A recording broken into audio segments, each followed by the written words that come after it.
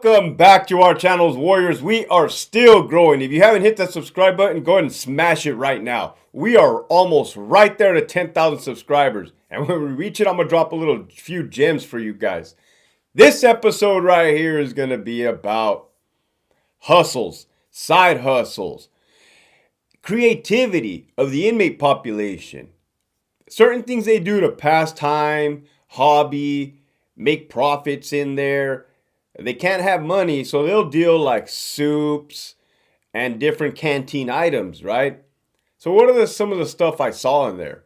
Because people have been asking me like, hey Hector, talk about like how smart and ingenious, like some geniuses these people were in there, and it maybe talent wasted. Yo, it absolutely was talent, I'm not going to say wasted because they now have the opportunity to get out and do great things like many have already. So some hustles that I saw in there were in my 16 years as a correctional peace officer for the California Department of Corrections was some people would make greeting cards, right? Great artists. I mean, top of the line artists. Artists that for sure beat artists out in the streets, right? Cartoon characters, the Snow Whites, the Seven Dwarfs, like Disney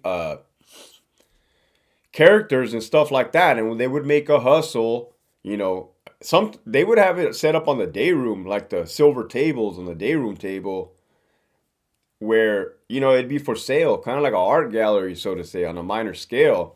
And if somebody wished to buy a greeting card for a loved one, whether it be a birthday, Valentine's, anniversary, something like that, yeah, in exchange for whatever it is that they have, canteen items, they can purchase one, right? And that they kind of do it to, well, one, they're using their skill set. Two, I'm sure it helps the time pass by fast, and they're providing a service, right? Something that that's not on our side of the house. They're doing it amongst themselves, which in turn also builds camaraderie, right? You're for the people, by the people.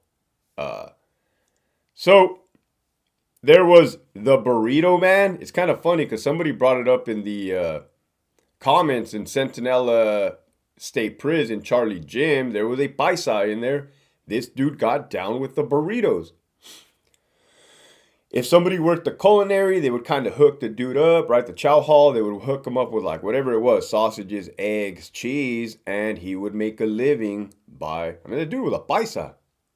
No way, no doubt this dude was knocking it out of the park with his, like I said, his culinary skill set, right? And, man, I remember my partner one time in there, the solid dude that I told you about, the inmates did something, right? They did something to front us off. They did something out of line. And I was brand spanking you, and his guy told me, like, I'm gonna shut down the Burrito Man. I'm gonna shut him down. I'm like, wow, like, what do you mean the Burrito Man? Who's the Burrito Man? And he's like, this guy right here, this is what he does. But they brought heat. Now, it was something the sergeant got involved. So yeah, he kind of temporarily shut down the Burrito Man. And this is one of those things why I kind of learned never to be, well, for me personally in my style, not to be by the book, right? Because if you allow certain things, you give and you take, you're able to impact them, right, without writing them up, right, and screwing off the parole date. You're handling it in-house, so to say, right? Where you kind of let them know, hey, I wasn't cool with that, and vice versa. So we got the greeting cards, we got the burritos, electrical, like, outlets, right? Those ones with numerous outlets, like a surge protector, okay? What they get is cardboard, they get paper clips, and they somehow, some way will hook it up. And no lie, you can plug in a TV, a radio, a fan, a hot pot, right? I told you that it's like a water kettle that boils water for their soups. Is it safe? So yeah, it's probably not going to pass any type of inspection whatsoever from SDG&E, San Diego Gas and Electric, but it works. It definitely works. Man, these guys were so genius. They get those clear bubble TVs. Well, now they got the flat screens, but they used to get the big clear bubble TVs, and they used to like manipulate the TV, get in there, hide contraband. That's, let's say, a cell phone. Somehow, some way, they could rig it up where when that TV was on and running, it was charging the cell phone at the same time. I mean, that's what I'm telling you. Um, Homemade portable battery chargers for contraband cell phones, right? They don't have Anchor in there. They'll somehow cut the cord of a cell phone charger, wrap it up in batteries, and like it works. It works. It charges your cell phone as they're on the go. Right? These are all things that I saw. Crafts. They can build clocks, wall clocks, where it has the hands, it has the minute hand, the second hand, and then the little battery thing in the back, and yeah, it's ticking away. And they got the what do they got?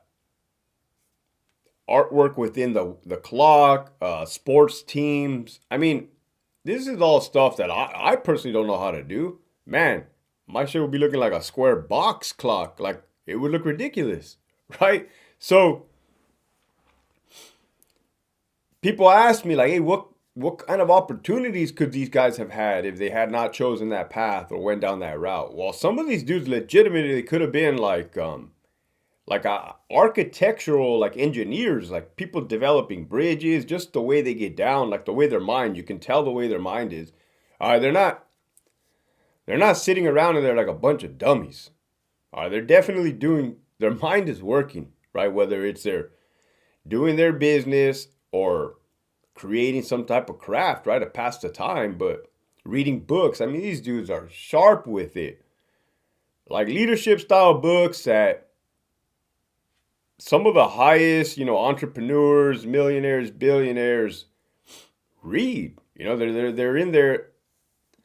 There's probably some guys wasting their time, shooting dope, but the other guys are sharpening their tools, man.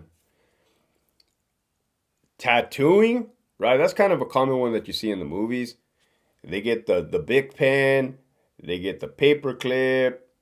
The way that they get the ink is in Charlie Gym, in the latrine area, the bathrooms, they used to get the brown bag, the chess pieces, light it on fire with a can, half of a soda can, and the soot.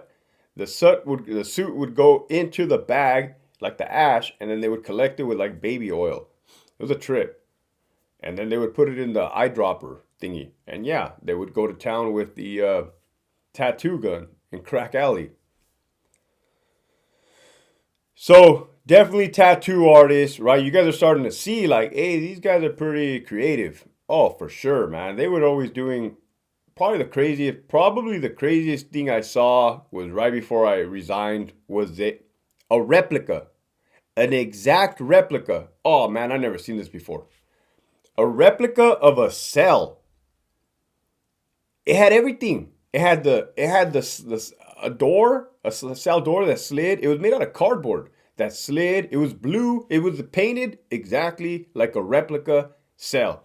It had the little, the big booty pictures of like those magazines that they get, like XXX hip hop or something. They got those, booty clapping pictures, bunk beds, like a little laundry bag on the bottom, little soap bars. And the crazy thing is about it in the back, it said, hey, there's like 9 hidden contraband items in here. Try to find them.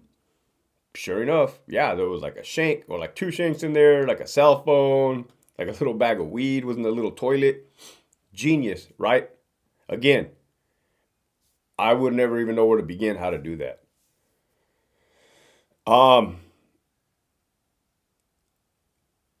This is totally off topic, right? But weapons, since I just brought up a weapon, man, some of the craziest weapons I ever saw, dude, was like, man, like I want to know part of that. Because we're not exempt from those weapons being used on us. The gnarliest ones I saw, right, were the ice pick type weapons, where it's like rounds, cylindric, like metal. It'd be like a screw. It'd just be like, man, imagine getting hit with that over and over again, right? Oh, yeah, they're going for it. So, this is kind of out there to let you guys know, like, hey, these dudes have a sharp mind, right? And yeah, the discipline that comes with it, right? The working out, the reading, the creativity. Yeah. So, if you're still in there, you know somebody in there, don't throw away your talent, right? Stop with the BS and attempt to go home. Everybody's getting a shot now, right? And I mean everybody. With that message, that's pretty self explanatory. Keep pushing forward.